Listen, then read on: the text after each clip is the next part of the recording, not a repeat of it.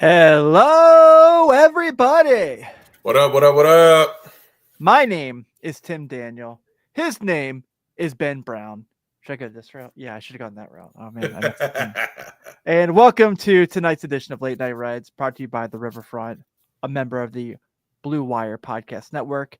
And we are going to continue our positional previews tonight by talking some catchers. And Ben, there are far less catchers on the team than pitchers. Yes, there are. Yeah. Absolutely, my friend. Yeah. So might not be we're gonna be probably dragging this one a little bit to kind of get some conversation up. But we're gonna make it through. But I'm well, the chat's popping, so we may get some stuff up there. So we may get things going, get some things rolling. So yeah. So I do want to start the show with some rumblings that that are going around. Ben, as you know, I'm one who is a big fan of the video game MLB The Show. I play it. I buy it every year. And there's rumblings that a certain current member of the Cincinnati Reds might be potentially on the cover of the video game this year. Ooh. And I'll give you a clue. His hair is very similar to yours. Ooh. Okay. Dude, I tell you what. If there was going to be a person that there's only very few people that you could select that are young and up and coming talents that that would spark interest in buying the show if you're not a regular buyer of the show. Right. So like for Madden, like the people that are on the front of Madden kind of drive the sales. So if you're gonna, and it's usually somebody that's up and coming, somebody that's gonna be the next big thing.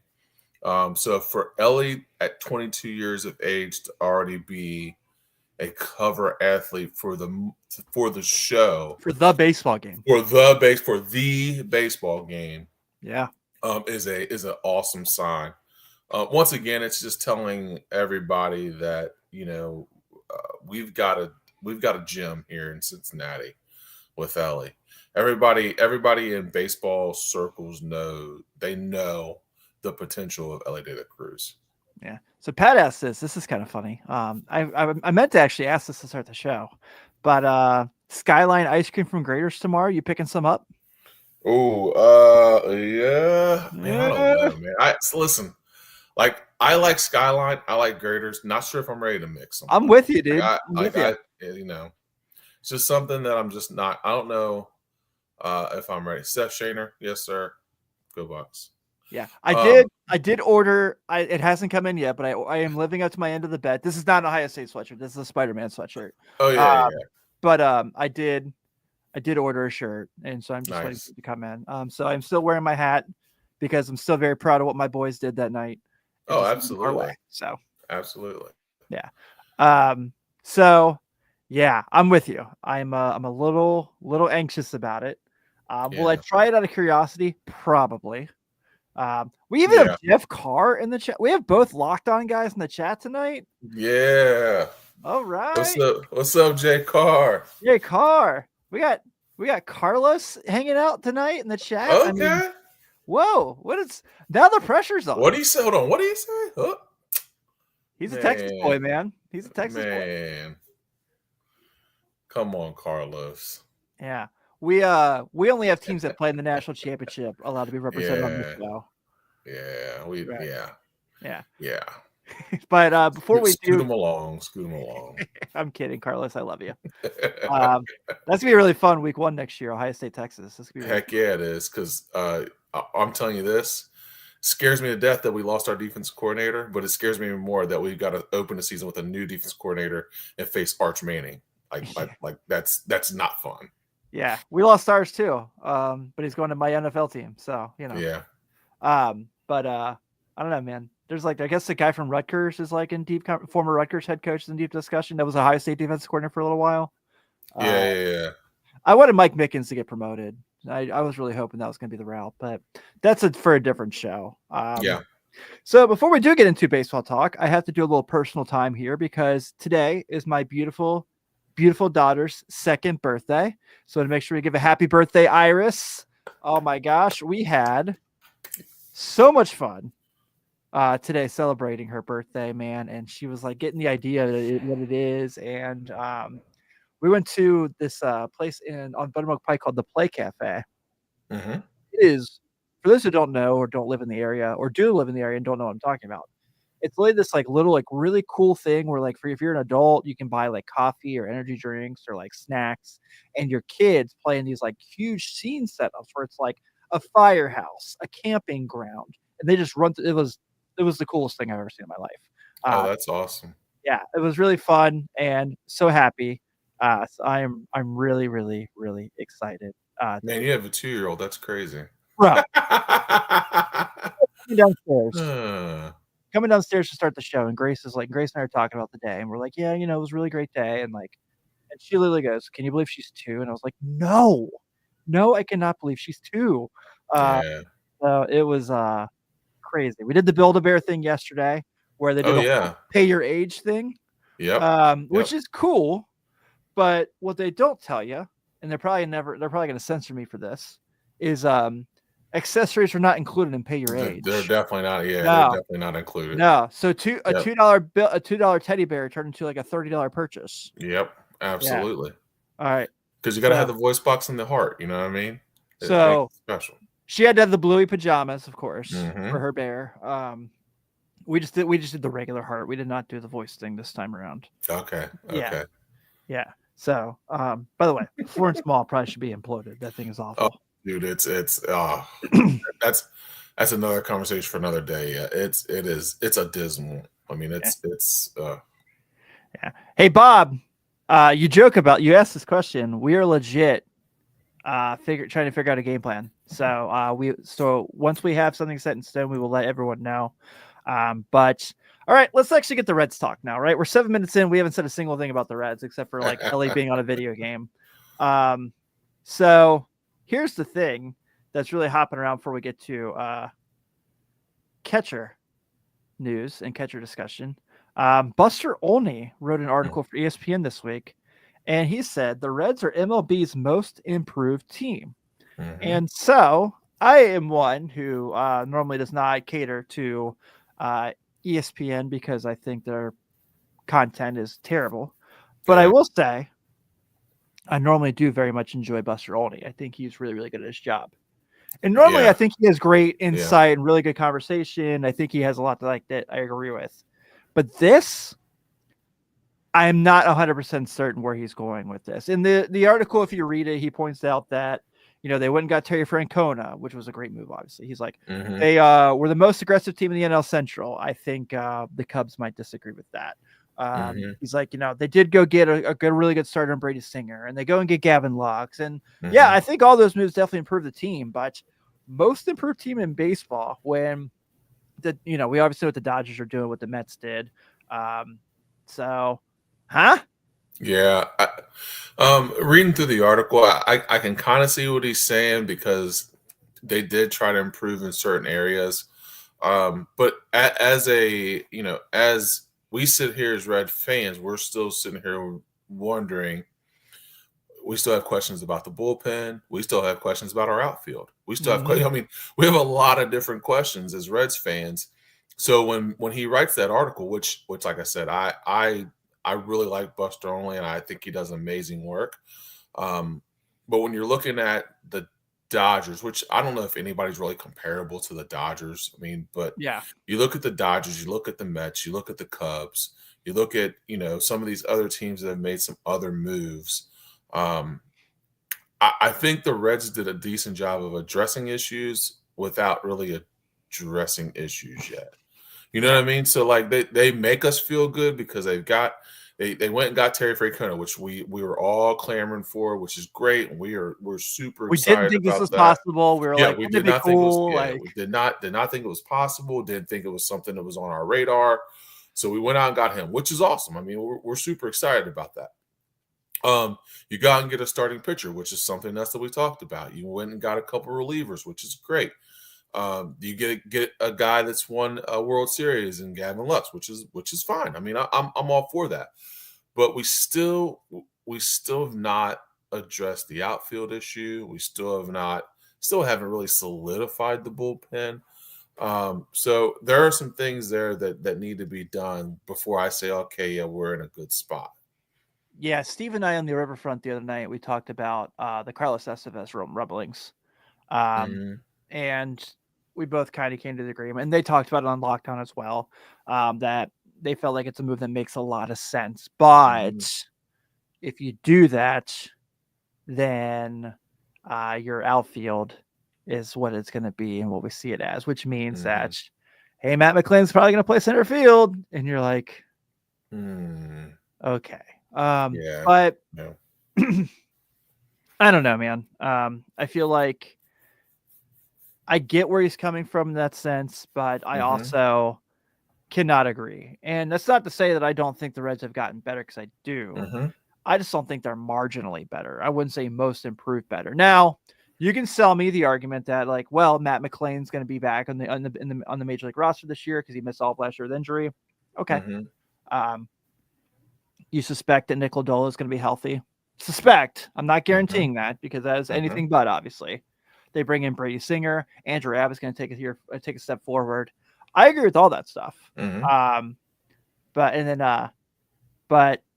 I don't know where I'm at on that yet. And I think Josh Yeah. says here, Martinez accepting the QO pretty much shut the door on a big outfielder until possibly the trade deadline. And I agree with that, but I'm Yeah. still happy that they brought Nick Martinez back. Like, yes, I would really Oh, love to yeah, have, yeah, yeah. yeah, Absolutely. I would really love to have like Absolutely. a Taylor Ward, who we talked about a little bit last week. Mhm. But we'll get there. Surely have the funds for. I mean, Joey, I agree with you on Grichuk and Hayes, but I do not want Ramon Laureano. I do not want him at all. Not my guy. Yeah. Yeah. Also, Joey, I'm very sorry about what happened to the Commanders today. That was brutal. Harrison Bader. All right, Jeff. You're gonna say that madness, you might as well just come on the show. Jeez. Man. But Uh, yeah, so I am curious to see how it goes. But I yeah. did like it. So shall we talk a little catcher today? Yeah, let's get it. All right, let's Let's get it. recap. Let's recap catcher last year, just so we can kind of lead into this. So the biggest one is obviously QB1, Ty Steve, and that's going to Mhm, be leading the way this year. Potentially, I mean, best year of his career. mhm. I don't know if I'd say breakout season, because No. I Yeah, think that's still coming, yeah. but I thought, was great, specifically after he had his baby. We're girl dads. We know what happens Oh, when you have a baby absolutely. girl. It changes a man, you know what I mean? It Yeah, it changes a changes man, the man. no Um, doubt. and so also it's so not coincidental that I criticized him for a little slump he had, and then all of a sudden got hot. So I will also take that as well. Mhm. So Luke Maley was the backup catcher who, I don't know, did he have a hit last year? Like, Oof. I know he Oof, had oof. one, but I couldn't tell you when. So Right. Austin Wynn had a couple games last year filling in. He was there. He's still in the Reds organization. But big picture is the catcher looks a lot better this year. Mhm. But pulling up Fangraphs predictions, they seem to think that Tyler Stevenson's going to take a step back. And I don't agree with that. I think that he's only going this way, Yeah. and I don't see him taking a step back. Now, is it possible? Sure. But dude, there's no way he's going to only have a 328 on base percentage. I don't see that as a possibility. I think, like, maybe I'm just selling him high, but I think he's going to be really good next year. Yeah. I mean, I tend to lean that way as well. I, everything that he showed me last year is that he is starting to get completely healthy. Yeah. So if you remember Tyler Stevenson before the shoulder, I mean, he was trending really high. I mean, he was really good. Now defensively, he is what he is. Like we already know that. You know. Hold on. This is just the funniest thing I think Oh we've ever had wow. commented on a show. David Brown said Elvis had more hits last year than Luke Maley. And That's look, crazy. we are big local Luke guys. We really Oh yeah, appreciate him, but absolutely. that's also probably a true statement. That's funny. But yeah, I mean, before he had the injury, he was trending really high. It like we talked about before, it takes a while for that to come, come full circle and get fully healthy. I think that you started to see true Ty Steve midway through last year towards the end of the year is where I think he's trending as being a quality at bat. He's going to be able to get on base. I 328 is really low for an on base percentage, dude. That's really bad. That's probably still going to be like top So 6 catcher in baseball, but yeah. yeah. I Yeah, mean, like like we've talked about before, the catcher position is not. I mean, you're not. There's not a whole lot of just dominant catchers like it right. was in the early 2000s. So um, I do think that he's going to trend upwards. I think that he is a guy that we're going to have to rely on in that lineup to be able to drive in probably more runs than he has before, get on base a little bit more, and do some of those things that we are seeing him do towards the end of the year. So, yeah, I expect big things from Ty Steve. I think he is a quality catcher. I think for the level of Major League Baseball, I think he's an all-star level catcher. I think he could be an all-star level catcher. Defensively, he's getting better. With the bat, he's getting better, and I think he's one of the leaders in that lineup. Yeah. So Joey says, you don't think Ty's going to see time at first base? I don't think so. Yeah, I don't think so either. And also, I very much hope not to. So Yeah. let's start there. Let's start with Tyler Stevenson. So, okay, I did say last year his on base percentage was only 338, but his OPS was 780. So Yeah. you take that, especially from the catcher position. He had 19 homers, Mhm. which was his career high. He stole a base last year, which he somehow has 2 stolen bases in his big league career. But like, I'm not a great athlete. I think I might be able to beat him in a foot race. What about you? I was gonna say, I've got 2 bad knees and hips. I still think I could outrun Ty Steve. Yeah. So was second in first career in plate appearances, second in at bats, most career runs scored, most hits, most home runs, was just short of 20 home runs. Mhm. My bold is he's going to have 20 home runs this year. So I think realistically, other than like the obviouses of Ellie and McLean, Mhm. I think he's the part I'm the most excited for this year. I think that Yeah, like yeah. I really am like stoked to see what he does this year. Yeah. Well, I think too it's gonna help that his lineup is gonna be really good. I mean, I do think that the lineup is gonna be really good, and that will help him be better. I think that there's a level of play there, and I think defensively he's going to get there too, which I think will help. And people don't remember, but Terry Francona is he's catcher friendly. I mean, the guy knows the position, he's played the position, so he's going to be able to help in that sense as well. So I do think that there are a lot of things that will help. Um, and I do see him within that lineup. I think he's going to have a really, really good year this year because I think the lineup is going to be better. Yeah, I do too. If he could just have like Jason Varitek come hang out with him for a couple weeks, that'd be fine with me. Yeah. Even though he's coaching for the Red Sox. But that's the here and there. So let's go to this part. So Ben, obviously it's an arbitration time. Hmm. And Ty Steve got a nice payday this offseason. Didn't go to I don't think the Reds had anyone go to a hearing. Mm-mm. But Ty Steve got a nice payday. But my real question to start here, Ben, is should the Reds have signed him to a long-term extension this offseason? I'm not here to say they should have or shouldn't have. This is literally Right. generally open discussion. Hmm. If you look here to the right, I do have his Fangraphs page up. There is a lot of red on the hitting stuff. Hmm. There's a lot of blue on the catching stuff, and sprint Hmm. speed for a catcher might as well not be a thing. And except for like Shea Langoliers had that one that is like kind of fast. Yeah. Dev Mesoraco is kind of fast first catcher for a little bit there. But that's neither here nor there. But Hmm. this is general open discussion. Just kind of curious your thoughts. Chad, if you want to throw in this as well. After what he did last year, would you have been comfortable if he had a long-term extension? Because like Nick's saying, he is playing for a contract. Or are you in the boat of, I want to see him do it another year before I give him long-term money? Oh, that's a tough one, man. I, I think that when you find a catcher that is serviceable and can do the things that he can do, I think that you want to hold up because I don't think that's a position that is I don't think that's a position Premium where position. yeah. It's not a premium position. So when you find a guy that is as solid as Ty Steve is, I would think that you want to hold on to him for a little bit. But then on the other coin is longevity. You know what I mean? So like if you sign him to a 5-year deal and in year 2 he's garbage, you know what I mean? Like are you wasting money on a guy that where you're going to bring somebody else up or you're going to sign another guy or whatever the case may be?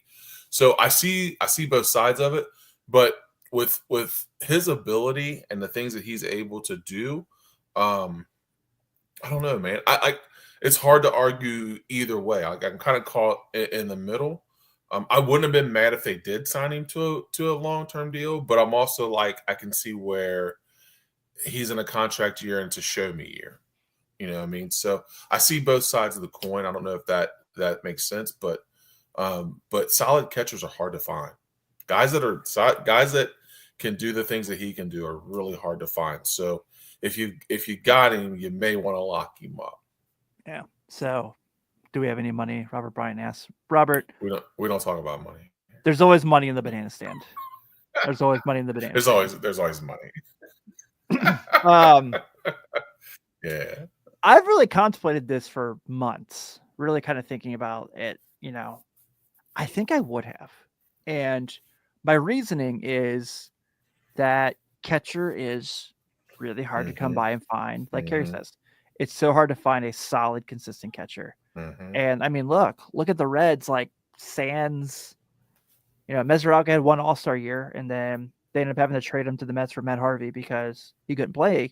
And you look at those like Ryan Hanigan years, which Ryan Hanigan was awesome as a defensive catcher, but wasn't going out there and hitting bombs.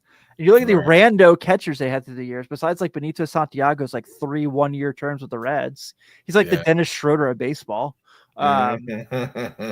It's like, who have you been really excited about post Johnny Bench at catcher? Like Joe Oliver? I mean, I like Joe Oliver, and he won a World Series. I mean, Eddie Thompson could rake. He can hit for sure. But yeah, I mean, this is where you're at. And I think that when you kind of go up at his position, like I'm not saying he's Buster Posey. I'm not saying that he's, any of these amazing catchers of the years, but I do think he's very good. Jeff got my joke, so I appreciate that. So I would have done it. And the thing is, like, I think that in this circumstance, because of like the comfortability, I would at least sign with the arbitration, like they did in our game. Kept that battery group crew together. And I'm with you. I don't have an issue either way. But if it were me, I would have if I was Brad Meter and crew, I would have kept him in town for long term. Well, I like you said, the position, it's your Bob Boone's, your Johnny Benches, those guys, that position is not as favorable as it once was. So like you said, to find one that is solid, that gives you the output that he can hit. Yeah. That can hit and can do the things that he can. I mean, like I said, I wouldn't be upset either way, but yeah, if they were to sign him, I would not be upset about it. Yeah. David says here he's signed through next season. 2027 season could be a lockout for the entire year. I'm kind of counting on it at this point, unfortunately. I think baseball. I do. Cam Newton said that thing that like normally Cam Newton has takes that are extremely awful. Yeah. I do worry about the WNBA versus baseball coming up in the next couple of years. I really do. Especially with how like women's sports is rising, and it should be rising. But yeah, I'm all for Ty Steve. I cannot wait. Yeah, Joey, Eddie T was rad. I loved Eddie T. Sydney in the house. What's up? How are you? What's up, Sid? Good to see you. All right. So this offseason, one of the few moves the Reds did make that seems to help them be the most improved team in baseball was also getting a backup catcher, and a damn good backup catcher, realistically, and Jose Trevino. And so, Ben, I knew about him, obviously, from following baseball. I knew about his time with the Rangers. He goes to the Yankees. He's the backup catcher there. And realistically, had one year where he was kind of the full-time catcher because of injury. He only had one time in his career he's caught over 100 games, but was really good. Yeah. And last year was pretty solid.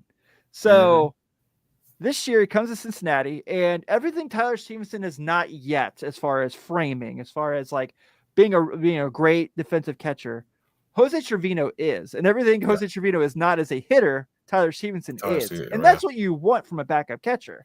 You want like the day that Tyler Stevenson needs a break, Jose Trevino can be there and pick him up. And like I think this is a great move. I really think, Brady Singer, Gavin Lux, those are obviously far more impact moves. Right. But this is a great move. This was a move the Reds got right. Yeah. So I asked this question, Ben, barring injury, this is a guy who's caught 100 games once. He's not going to have to catch 100 games here. I think he caught 89 for the Yankees last year, if I remember correctly. Barring injury, how many games are you comfortable with Jose Trevino catching next season? I mean, I'd be okay with anywhere from, 40 to 50, somewhere in there. I mean, hold on.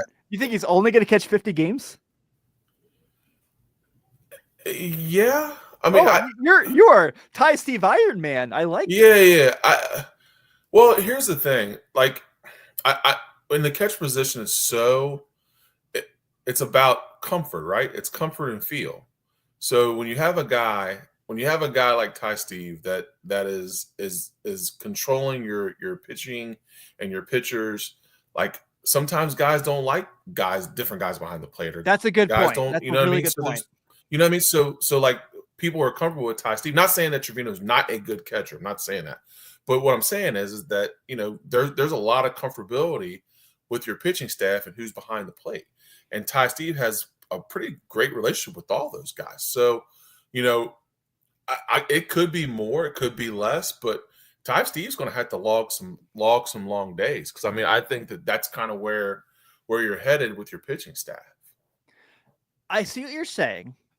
But like, other than like Sal Perez, you just don't see that longevity of guys catching 130, 150 games anymore. Right. Yeah. And so for me, I could definitely see Trevino catching about 70 games. And I think that's okay. Now, could we see a situation where Trevino's catching more games and Stevenson DHs? For sure. Oh, yeah. Okay. So maybe I'm wrong, because Jeff has it here. Maile only caught 53 games last year. Maile also couldn't hit the side of a barn, as we talked about earlier.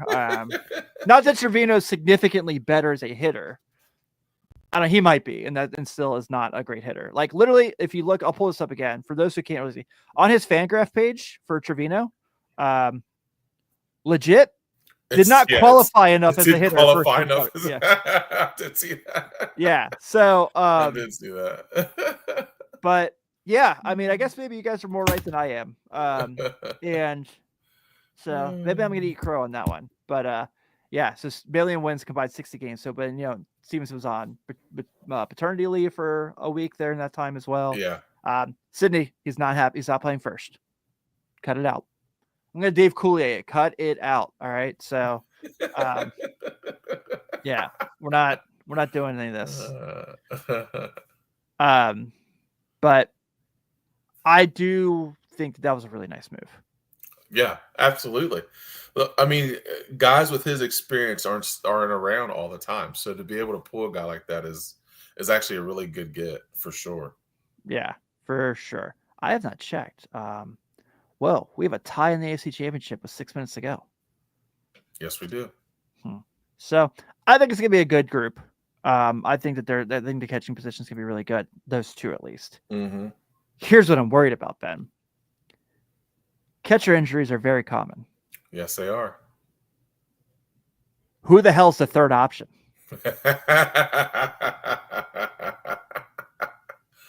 Yeah. Yeah. God forbid one of those two goes down for a certain amount of time. Are we looking at like Austin? So here pictured, for those who don't know, are Austin Wynns, who caught 6-7 games last year, and Matthew Nelson, who I have no idea how freaking close he is to the big leagues, guys. I don't pay attention. But that's where we're at. Like, literally, I have no freaking clue who the heck the next guy is after those two. See, it says Will Banfield. Take your word for it. Couldn't point him out of a police line. Probably bad on my end. I'm sure that we'll have some people who come in here and are like, you guys need to learn your farm system. But I don't know. On the Cavs show, we had people yelling at us last night about saying we cried too much about Alperen Sengun being a dirty player, but he is a dirty player. So yeah. So yeah. I don't know. Yeah, let's just hope that nothing happens to those two. Let's just do that. I mean, Yeah, that's where we're at. I'll be in that boat where we'll hope that nothing happens. Yeah. So right here, Jeff says Tucker Barnhart spring training waiver claim, third time with the organization because he was in AAA last year for a short time. Why not? Why not? Let's do it. Yeah. All right. And my last question on catchers, because like I said, there's far less of them than pitchers.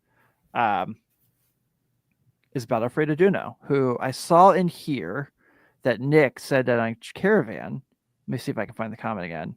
Asked about the player development about Alfredo Duno, and he said his comp is Salvador Perez, which, like, if we got Salvador Perez hanging out in the farm system, then, like, sign me up. Yeah, I'll take all that all day. But also, as the Reds look to try to improve the Major League roster, people are going to be calling, like we said, catchers are not a dime a dozen by any means. Right. So my general question: does Alfredo Duno end up playing for the Reds, or is he a guy that gets shipped out of here when they had to go try to make the team better? Because that's the guy people are going to call for. That's the guy people are going to ask about. Yeah. Gosh, those numbers are really good. I mean, last year had a really good year between Daytona and I don't know. Did he make it to Dayton? I don't think he made it to Dayton yet. My thought process is yes. My thought process is that maybe he's ready by the time that we had to make a decision on Stevenson. He's too good of a hitter. He knows how to catch pretty well. And I don't know. You can make the case that he's like a top 5 catching prospect in baseball. Yeah. So, yeah, I think you got to keep in the system. I'm not like keep holding the prospect guys, but I do like him. Yeah. Well, I mean, I think it's the same point we've made with all the rest of these guys is that you finding catchers is very hard, and finding good hitting catchers is even harder. Yes. So when you have one in your system, you've got to hold on to him. Yeah. He has better hitting tools than Stevenson. Correct. So I mean, if you have him there and he's in your farm system and you're looking at within the next 3 to 5 years or 2 to 4 years, whatever the case may be, of moving him through the system, and he comps to Salvi Perez, then you're not just going to give up on a guy like that. Especially when you know the shelf life of a good catcher is not long. So you might as well hold on to the ones you have now, especially if he's comping out that high. And then he's going to be with the big league roster within the next 2 to 4 years. So, yeah, you got to hold on to him, no doubt. Yeah, still pretty raw. Has a lot of talent. Do you want to see him get a little bit more pop? I think that's going to come as he gets older and stronger. Yeah. And yeah, man, sky's the limit for him. He's super talented. And like David says here, like franchise catchers are so hard to find. Yep. I agree. So he brings up Grandal. I never had an issue trading Grandal because as much as he was an awful person, Matt Latos was really, really good for the 2012 Reds. And so didn't like how everything flamed out faster than possible. But yeah. He looked really good in that Long Island Ducks uniform, didn't he? Woo! I'll never forget. There was a stretch like when Dusty was the manager of the Nationals. He picks up Latos after he goes to Marlins. It's like 2 weeks before this, the Reds trade Jay Bruce to the Mets for Delson Herrera. And there's Sunday Night Baseball. It's at Citi Field. It's Mets Nationals. Latos comes in out of the bullpen, and Bruce just rocks a bomb off of him. And all you heard, like when people were talking about it, like his old Reds teammates were, "I'm really glad he hit it off that guy." It's Oh like, wow. damn. Holy cow. Yeah. So, Hmm. I don't know if there's any other catcher questions we have here, but there are a few things we can get to in baseball before we get out of here because we hit all of our talking points with 35 minutes. And so, you want to talk about Ichiro? The one vote? Oh yeah. Oh yeah. Let's do it. Yeah. So Steve and I Let's already do it. did quite a bit of it about why we let idiots vote on the Hall of Fame. But he did get in. He should have been unanimous. Derek Jeter should have been unanimous. All these guys should have been unanimous that we're like all these names, but yeah. So some idiot out there, some buffoon, wanted to be a smartass and say that Ichiro Suzuki was not a unanimous Hall of Famer. And excuse my language, but that's bullshit. Yeah. It's a It's a honestly stupid trend. honestly it's a travesty, dude. It's an absolute travesty.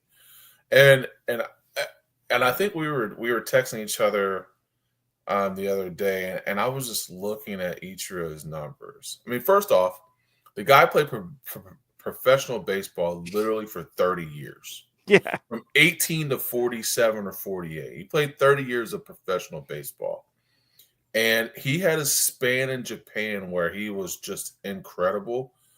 But his numbers the first 10 or 11 years in Seattle, like, my gosh, dude, he was lights out. So the one person that didn't vote for Ichiro, and I hate to say this, but like it had to be something derogatory, or he denied an interview, or somebody doesn't like that he played in Japan before he played them. It's always something dumb. It's always like some that, stupid right? thing. Yeah. Like something stupid.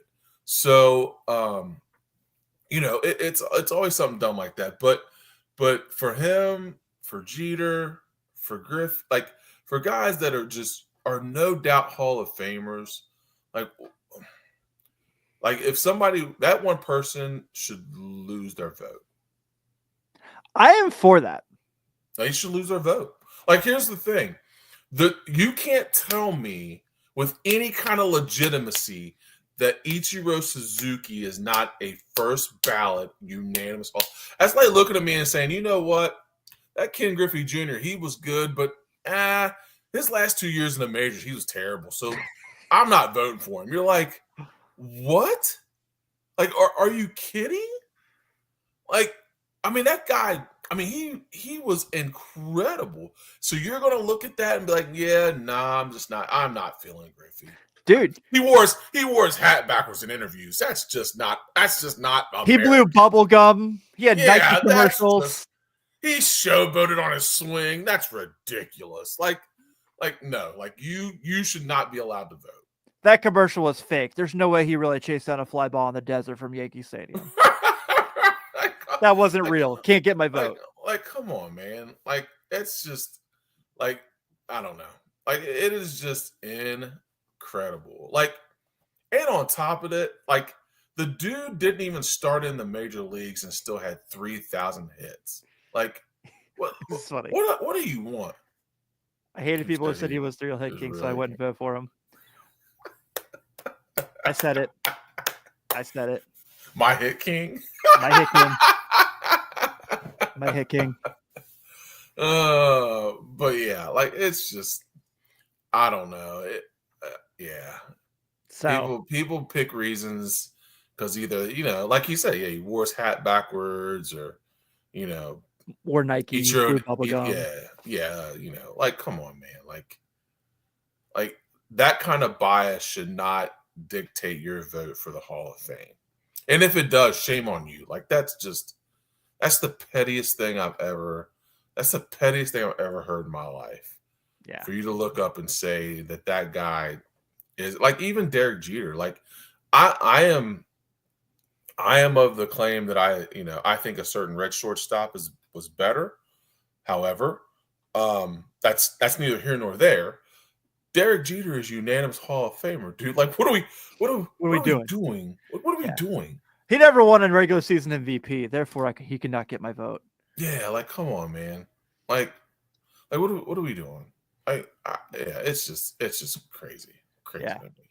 So he gets in. Billy Wagner gets in. I thought Yeah. that was awesome. Yeah. Here's my hot take for next year. This is what I would do if I was on the committee, because next year's first ballot group is not very good. I was going to say I haven't looked at it. The only guy that I think I would have a conversation about is Cole Hamels, and I'm not even for certain I put Cole Hamels in. Not to say he is Hall of Very good. I don't know if he is Hall of Fame. Yeah, I'd have to see his numbers. Yeah. But I'd have to look at his numbers. But my hot take would be that if I was in charge of the Hall of Fame, next year would be the year I put all the steroid guys in, because that class is going to be awful. Like next year's the year that I'm like, Bonds, Clemens, McGuire, go on in. All in. Yeah. Let's have a party. What's the so like what are some of the names that are on there? Like I don't even know. Like honestly, Ryan Braun. I don't. So Ryan Braun, which obviously he's not going to get in. Because of a lot of things. Yeah. So let me pull this list up again because I just had it the other day. So oh yeah, CC Sabathia got in. I love that. Yeah, yep. I do love that CC got in. I mean Carlos Beltran, the fact he's not in yet kind of shocks me. Yeah. You and I have talked a million times about Andrew Jones. Yep, should be in. Yeah. So potential Hall of Fame ballot for 2026. So let me see. First time ballot. So Cole Hamels, Ryan Braun, Alex Gordon, Shin-Soo Choo, Howie Kendrick, Hunter Pence, Matt Kemp, Jason Kipnis, Rick Porcello, Jeff Samardzija, Chris Davis, Edison Volquez, Nick Markakis, Howie Kendrick, Daniel Murphy, Rick Porcello, Matt Wieters. That's awful. It's awful. Not that those guys were not good players. That's awful. Wow. Here's other guys that were on the ballot this year that have not gotten in yet.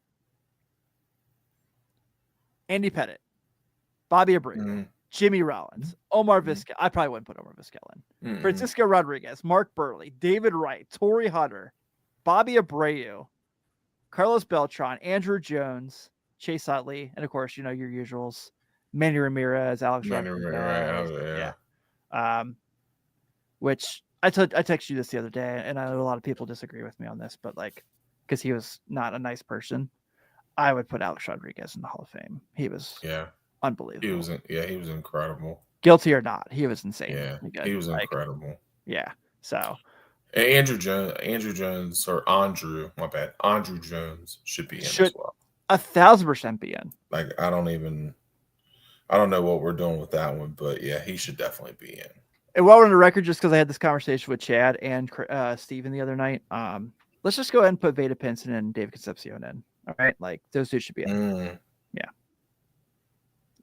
So, but this is why we have these conversations, right? For this exact reason. I'm super stoked Ichiro is getting in, one of my favorite players of all time. Mm-hmm.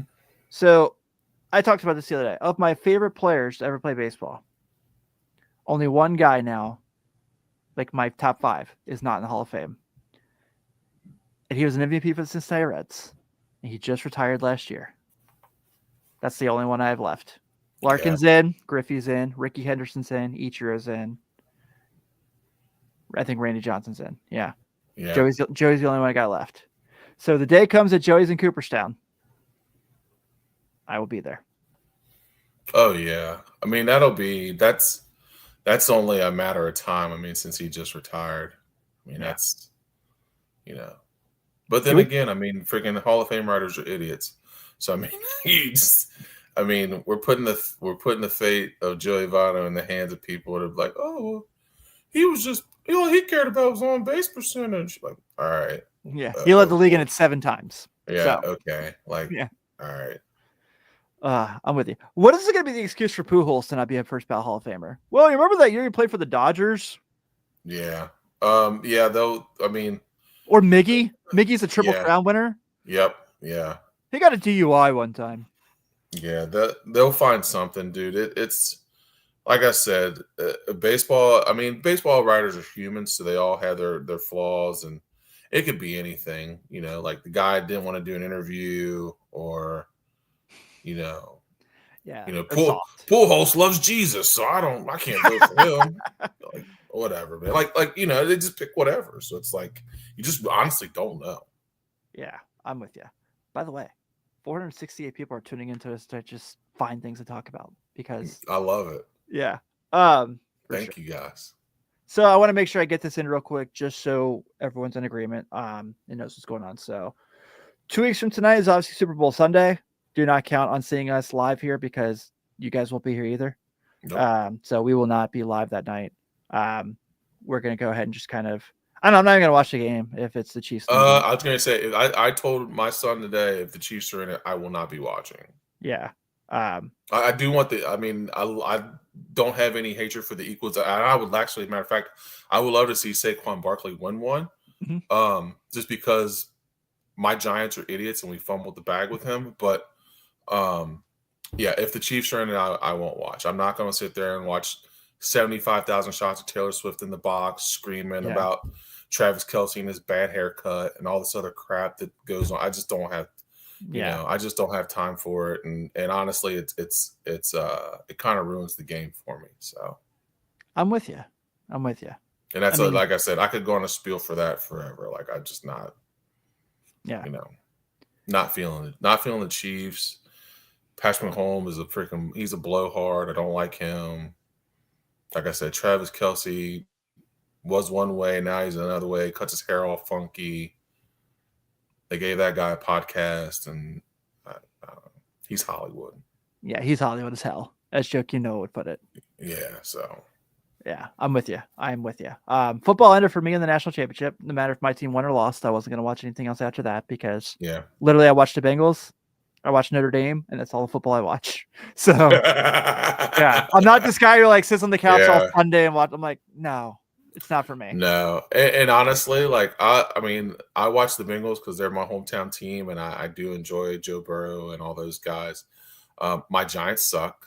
So, once, until we get that figured out, like, it's kind of like, I do cheer on the Buckeyes, of course, but outside of that, I'm like, no, I'm good.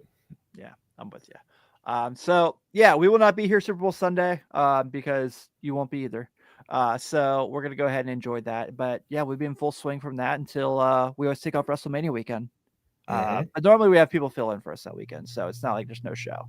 But we're going to go ahead and wrap this one up. Thank you guys so much for hanging out tonight. This was a lot of fun. It was a great episode. The chat, always buzzing, always a lot of fun. There were a lot of comments tonight that I did not get a chance to get to. I apologize. It's not that we were ignoring you guys. There was just such an active chat, which we were very grateful for. Yeah, absolutely. We will definitely be working on that through the season to make sure we're keeping an eye on that. So keep you guys going. So it's spring training for us too, Yep. But we're going to go ahead and close out. Everyone, thank you so much. Keep an eye out on everything going on with the Riverfront right now. Seth and I will be back tomorrow with Welcome to the Jungle.